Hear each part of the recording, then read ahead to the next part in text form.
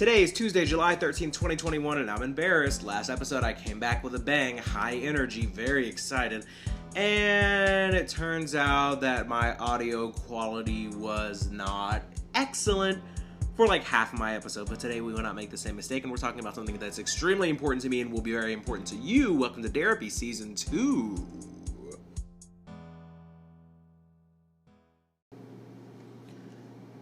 Somebody that I've mentioned before on previous episodes, previous sessions, when I talked about high school, it just occurred to me in the past month or so that we're not friends. And it's sad. Well, it was sad. I'm not sad about it anymore because I just come to terms with the fact that some people don't understand what friendship really is. I'm not a very needy person.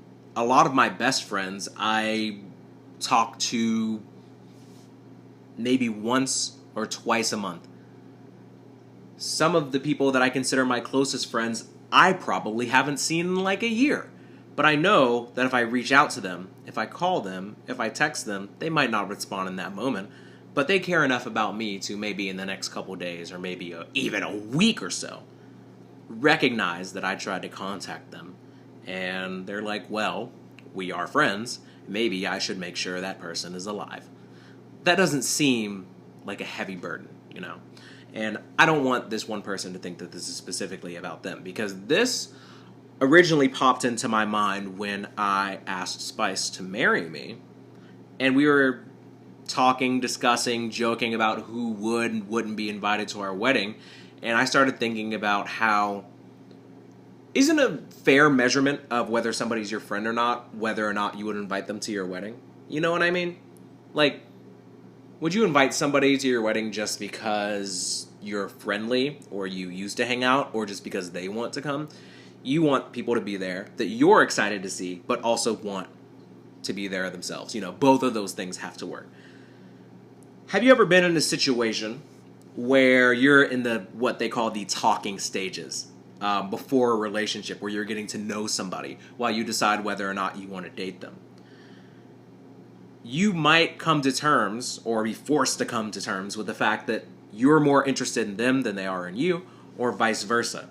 And I think friendship can work the same way. And with one person in particular, it just occurred to me that if I was to never call or text them first, I don't think we would ever talk again. And I used to think that I was okay with that type of friendship, but now I realize that I deserve better, because it's easy for me to say that friends like Matt that I've known since I was 6, or friends like Jordan that I've known over 10 years, or friends like Sharif that now live 40 minutes to an hour away from me, but I know I can still keep in contact with whenever I want, and also my brother. It's easy to say that those people are friends, but it's a lot harder to come to terms with the fact that people you don't see very often, or people you don't keep in contact with very much, you might be friendly with them, you might even hang out with them every once in a while, but they're not your friends. Let me give you an example. So, is there anybody in your life who you actually hang out with, like, fairly frequently, but you only see that person all the time because you both have a mutual friend? That person's not really your friend. If you wouldn't hang out with that person just one-on-one, you're not friends. And that's okay. It's okay. It might seem more convenient for you when you're around mutual friends of yours to refer to them as your friend, but deep down, they're not your friend. And let me tell you why. If that friend's mother or grandmother or best friend that isn't you died, and they were to call you, you might, because you're a courteous, generous, kind person, you might want to be there for them. You might want to comfort them and make sure that they're okay. But in the back of your mind, when that person calls you and they're crying, telling you about how their loved one died, you're going to be thinking, okay, but why did they call me though? You know what I mean? If somebody's going through a crisis, or they have like a really serious, sad, devastating situation, if they are to call you and the thought ever goes through your mind, it's really odd that they chose me to break this news to, then you're really not friends. I think the definition of friendship, at least to me, is something different than maybe what the textbook definition of friendship is. It's so funny that I say that, because speaking of, I actually have the definition right in front of me, and tell me if this applies to somebody that you've been calling friend or not. Friend, a person whom one knows and with whom one has a bond of mutual affection, typically exclusive of sexual or family relations. Used in a sentence, she's a friend of mine. You know, it's so interesting. I literally, even before I decided to do this session, I've never looked at this before, because most people feel like they don't need to. It's very obvious what a friend is. But it is so funny that in the textbook definition that I'm looking at from Oxford, it says that it's a bond of mutual affection. So consider this. If somebody doesn't care about you the way that you care about them, then you probably aren't friends. Like, with the person that I just found out that I wasn't friends with, like, in the past month or so, I always saw them as a very close friend of mine. I thought that I could rely on them for things. I thought that because we hung out all the time, that made us friends. But I think I was just the only person in the area. I think I was just the only person that was willing to hang out with them, talk with them, drink with them, spend quality time with them. And it never really occurred to me that they were just potentially maybe hanging out with me because no one else was around. And I think that that person and I can still be friendly, and I think we can still be cordial, and I think if that person ever wanted to hang out again, I'd probably still do it. But we'd probably have to have a conversation about, like, what I'm doing right now. And then we'd be able to determine whether or not we're actually friends. Because it certainly doesn't feel like it. But that's okay. You know? There are people that I used to hang out with all the time in high school. And I would have called them my best friend when I was in high school. But that's high school. Same thing happened when I was in college. Even all the people I was in a fraternity with, at the time, if somebody in a sorority, or just somebody on campus, a professor, my family member, whoever, would ask me about a specific person in that fraternity, and they would say, "Are you guys friends?" And I would say, "Well, we're in a fraternity together. Of course we're friends." But now that I'm out of it, like, proximity-wise, and I'd say, like, mentally also, like, I'm not in the fraternity, I realize now that we were friends because we were in the fraternity together. This person that I just decided I wasn't friends with anymore, we were just friends because I was the only person in town for them to hang out with. Because the reason why I know I viewed that person as a friend more than they viewed me as a friend is because I would choose to hang out with them even though I had plenty of other things to do. When I was in college, as I mentioned, I was in a fraternity, and I also lived with my best friend, Jordan. There were people that I played soccer with in the rec center at my college, and I would see them multiple times a week. We weren't friends. We just played soccer together, and that's okay.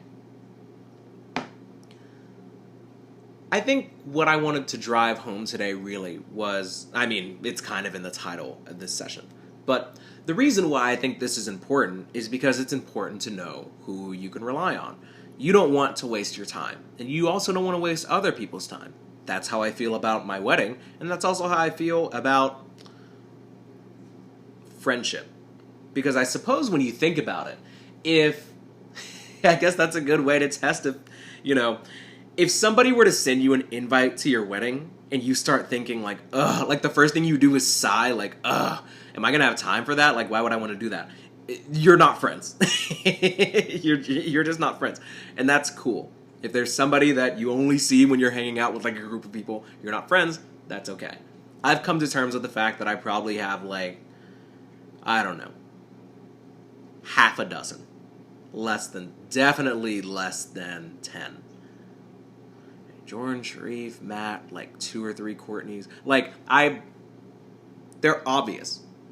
I want to believe that based on what I've said today, that your friends are obvious. It's so funny to me that growing up, I used to see that I had over 1,000 friends on Facebook. I don't now, by the way. I deleted a bunch of them. I used to see how many friends I had on Facebook and think to myself, wow, I have a lot of friends. No, you don't. You could have 1,000, you could have 5,000 followers on Instagram and like 2 friends. Like, a friend would, actually, no, I wouldn't even say that. I think that,